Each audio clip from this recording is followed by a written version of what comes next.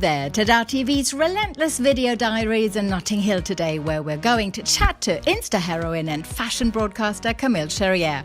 As a Parisienne in London, the ever flashbulb-ready influencer has things to say. So stay tuned to find out what life is like for a fashionista in the fast lane.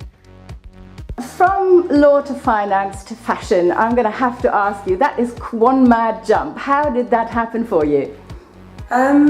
Truthfully, it was an accident really. I was a lawyer when I was in France, and then when I moved here, they asked me to redo what's called the GDL, which is a conversion course, which was 2 more years after everything that I'd already done. And I felt that that's not what I wanted to be doing with my time, especially because, as we all know, London is an extremely expensive city. So I applied for a job in finance. Weirdly, got it, and as my lovely accountant will know, numbers are not my thing, and it was a nightmare. I didn't enjoy the brain gymnastics at all, and I was pretty miserable, and I started a blog that I used to work on during my lunch hour, so that I had something nice to look forward to during the day, and it just took off really, really quickly. And back then Instagram wasn't a thing, and so after a year I told myself, you know, this is a waste of your time, why don't you go and find something that actually makes you happy. And I applied for a job at Net-a-Porter, and surprisingly, even though I didn't have much experience, they gave me the role. And after working there for a year, the blog had taken off in such a really positive way that I was earning more through that than my day job, as you can call it now. Amazing. So yeah. What I do is I'm a broadcaster. I have a podcast. Even if you consider social media a platform, it's a platform on which I share, I communicate, and I express myself. And now I have a TV show coming out in September.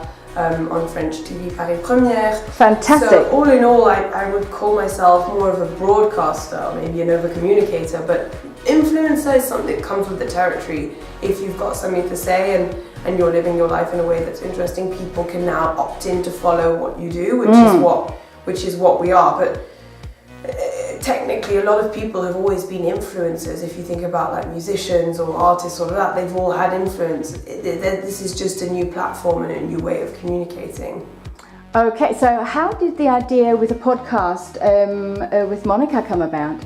I was invited to speak on BBC Women's Hour and loved it. I absolutely loved the fact that you were sort of in your little studio without having to worry about what you're wearing or the way you look or the way, you know, like when you're filming something, you'll have to be so aware of your surroundings and the light and all these different things that kind of make you detract from the actual opinion or information you're trying to embed. So after having done that, I called my friend Monica. Monica and I had always been friends. We've been friends for 10 years now, and the only 2 of us sort of working in the fashion industry out of all our group of friends, and everybody was always joking that we should do something together. And I called her, and she was obsessed with podcasts at the time, Serial and That American Life and all of those, and now it's become a much bigger thing, but back then it still was quite small.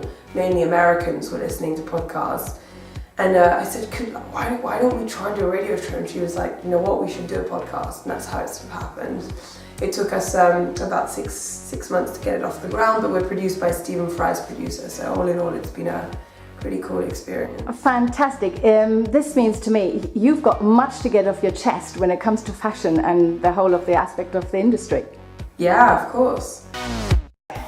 Fashion Month is something that's very difficult to describe to anybody that's outside of the fashion industry, because it seems like it's such a wonderful sort of mixture of you're seeing lots of things, and it is, and you are very spoiled to be able to be invited to these events. But because there are more and more brands, and because of the fact that you're obviously traveling to these 4 cities, you're basically not at home for a whole month, and your day from 9 o'clock in the morning to probably about 11 o'clock in the evening is chock-a-block filled with events. You must be saturated after just a single day. Well, how many shows do you pack in? 10? 8? No, it depends, because I'm not an editor, so I don't have to go to every single show, But even if you think about it, just going to maybe like 4 shows a day, a few presentations, a dinner, then having to get between to all those places and running into everybody on the way there, you've already sort of, in one day, you've already done more than you would do in a normal day, and that's going on for a whole month. Plus you have to make sure you look good, because photographers are taking your picture all the time when you're running into the shows, and it's just, you just sort of get, there's never a fashion week where no one has a full meltdown. We always joke, we always wait for each other's, and there's always someone who's just gonna, and it's gonna be about something absolutely ridiculous. Someone's gonna burst into tears at the show.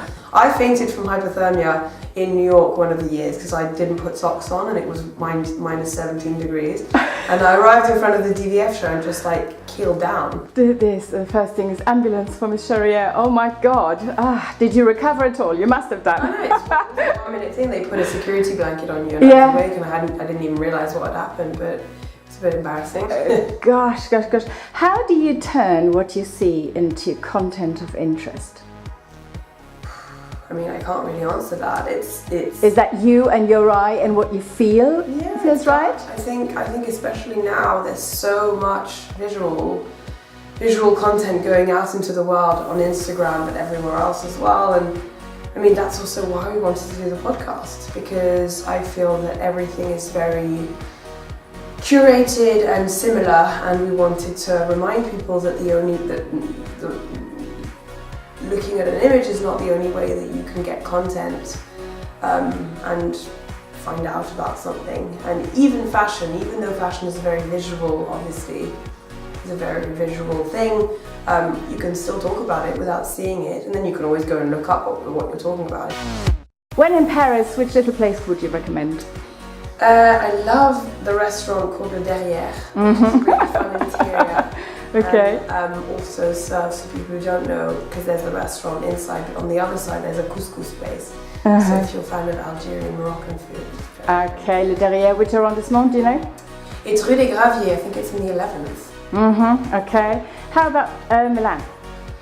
My favourite place in the world. There's a place called La Latteria, which is it's a restaurant that maybe fits 10 people, 12 people. It's absolutely minuscule. There's not even a bathroom in there. It's an old granny who does the cooking. The menu changes every single day. The food is unlike anything you've ever tasted in your life. Like, they'll bring you a plate of like pasta with butter in it. There's nothing else, and the flavors are absolutely incredible. And I'm telling you, it's like smaller than someone's kitchen. It's wonderful. For 10 people, that should be full up like that. It's always full. It's always full and you can't book. But if you're in Milan, you have to find a way to go. All right, last one, New York. What's your hot tip for New York? Oh, New York. Where do I go when I'm in New York? I haven't been in a while. I mean, I love the Bowery Hotel because it's just so cozy, but that's more of a winter one, because that's more fun to go in the winter. You know what I love about New York is dancing. Paul Baby Grand, I think, is somewhere that you don't get. In London we don't have, in France they do, but in London we don't have these sort of mini clubs that are very small, that don't allow too many people in. The music is always good, the lights are not too dark, you can see each other, you can chat to each other, you can dance, it's always open. Here it's always like, it's either mega clubs. Yeah, super like, clubs and thousands of them. Or like grubby dive bars, and there's nothing really in the middle. And we're really missing that in London, so if anybody wants to start up something, come here. There you go, boys, there's your cue. In terms of trends themselves, I think it's a bit difficult because there are so many brands now that I don't feel like there are clean-cut trends like there used to be. Is it an anything goes thing?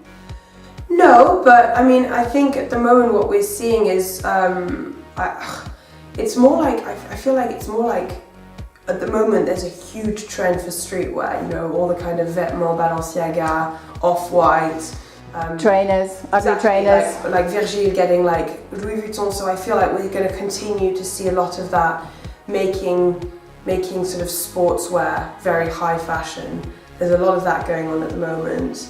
But I mean, in terms of like putting colours or shapes or that kind of thing, there was such a mashup of everything this season that I can't really pinpoint.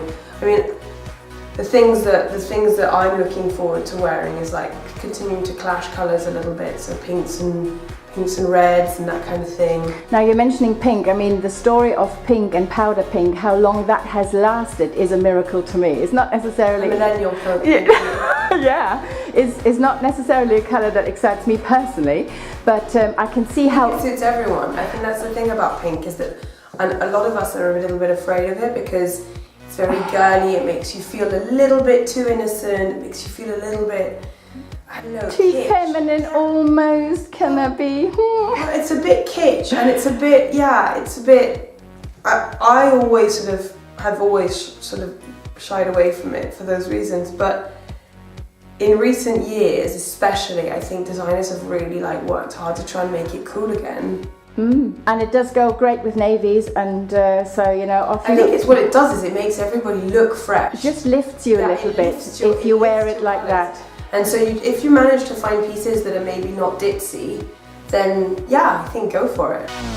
Let's talk about your best investment piece or statement piece. My best investment piece, I should know. Actually, I bought myself these diamond earrings for my 30th, from me to me. It was the most expensive thing I've ever bought, and I felt a little bit sick about it for a few days, but I've not taken them off since. And no, I think diamonds are forever, so there you go. There you go, exactly. And what was your last impulse purchase? Having been really yesterday. naughty. Yeah, go on. Well, two things. The first thing was I went into Celine last 2-3 weeks ago. As we all know, Phoebe has now left the building, and she was by far my favourite designer, and I'm devastated to hear that Eddie Slimane is going to be ripping up all the marble in all those stores and I mean, even if I understand him wanting to put his stamp on it, I think it should be illegal to come in a few years after someone has refurbished everything, rip it all up. I mean, apart from everything else, it's an environmental hazard. It's just, at this stage in the game, I think it's just a little bit obnoxious. But I thought, okay, can't really afford it, but last Celine, and I bought myself this gorgeous tie and dye lace dress, which is, to be honest, it's more expensive than my rent, so I don't know what the fuck got into me, but I did it. And then I worked we all need it though. A wedding in France, and everyone was like, "What is this weird dress?" And I was like, "Oh, of course in France you wouldn't bloody understand." But it's fine. I've got a wedding in England coming up, and I'm sure they'll appreciate it more. Which is your favourite denim piece? I live in my Levi's. It's vintage 501s. I have 2 pairs. They both took about. I mean, I still haven't found. I hope I'll find another pair soon, because the poor things, they have to work so hard. Because nothing is sexier than denim. Nothing. You can wear it out. You can wear it on a date. You can wear it with sneakers and just look good. We wear it with heels and a nice open shirt, and suddenly it's sexy. I think it's just. And it's comfortable and it's cool. Everything else just makes you look like you've tried much harder, whereas I think denim, it's just chic and easy. Yeah, I think down dressing is very important, because anybody can dress in a designer head to toe, but I think Of course, I mean, wearing expensive clothes doesn't make you stylish, it just makes you look like you've got money. There's a huge difference in between looking stylish and having good style. Where are you off to next, Camille? Barcelona. Okay, what's happening? I'm going for a work trip with Mango, who is a brand that I've been working with since my very, very beginning. In fact, they're the first Wow! one. They flew me to New York Fashion Week about 5 years ago when I had a baby blog. And I've continued to work with them since then, and I think they've got a big store opening, and they've invited a bunch of us out there, and I'm going with a friend, so it's going to be really fun. Fantastic. What are you going to pack first? Well, a lot of Mango clothes. I think they'd be happy if I came Possibly. With the kids. Hopefully it'll be nice weather. And the new Soho house opened recently there, so I'm going to go and check that out. Camille Charriere, you're on TA-DAH.TV. What's your message to the world? Keep smiling. Have a good day. Thanks, babe. Hope you've enjoyed hanging out with us today. Don't forget to subscribe to TA-DAH.TV's VIP newsletter online at the channel and on YouTube too. See you next time.